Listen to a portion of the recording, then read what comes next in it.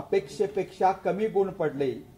तर त्या विद्यार्थ्याला क्लास इम्प्रूव्हमेंट स्कीम म्हणजे श्रेणी सुधार योजनेअंतर्गत ही परीक्षा पूर्ण विषयात पास झाला असेल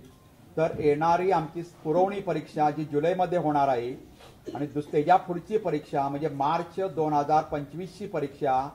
या दोन्ही परीक्षेला किंवा दोन्हीपैकी एका परीक्षेला त्या विद्यार्थ्याला श्रेणी सुधार योजनेखाली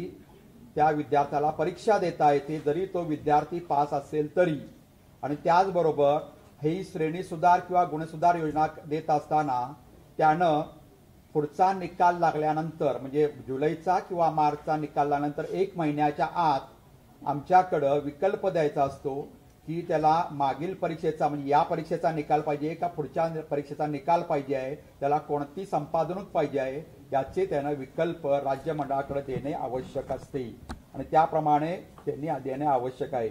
आपल्याला माहित आहे दरवर्षी निकालाची कार्यपद्धती ऑनलाईन पद्धतीने आपण निकाल आधी लावतो आणि त्या ऑनलाईन पद्धतीने निकाल लावल्यामुळे विद्यार्थ्याच्या मनावर प्रत्यक्ष मार्कशीट आल्यानंतर जे दडपण असेल दडपण थोडंफार कमी होण्याची मदत मिळते आणि विद्यार्थ्यांना एक 8-10 दिवस निकाल अगोदर कळतो आणि हा निकाल यावर्षी डिजिलॉकरवर सुद्धा आपल्याला फेच करता येतो आणि त्याला तिथं त्याला संग्रह करता येणार आहे। त्यामुळे ऑनलाईन पद्धतीनं आज दुपारी 1 वाजता आम्ही दिलेल्या 6 संकेतस्थळ दिले आहेत त्या संकेतस्थळावर विद्यार्थ्यांना हा वैयक्तिक निकाल त्यांचा पाहता येणार आहे आणि त्याबद्दल ह्या विद्यार्थ्यांना त्याची प्रिंट आउट घेण्याची सुद्धा सुविधा उपलब्ध करून देण्यात आली आहे। किंवा NICचं जे संकेतस्थळ आहे त्या NICच्या संकेतस्थळावर या निकालाची वैशिष्ट्ये, शाळेच्या निकालाची वैशिष्ट्ये, त्या जिल्ह्याच्या निकालाची वैशिष्ट्ये हे NICच्या संकेतस्थळावर आम्ही दिलेलं आहे।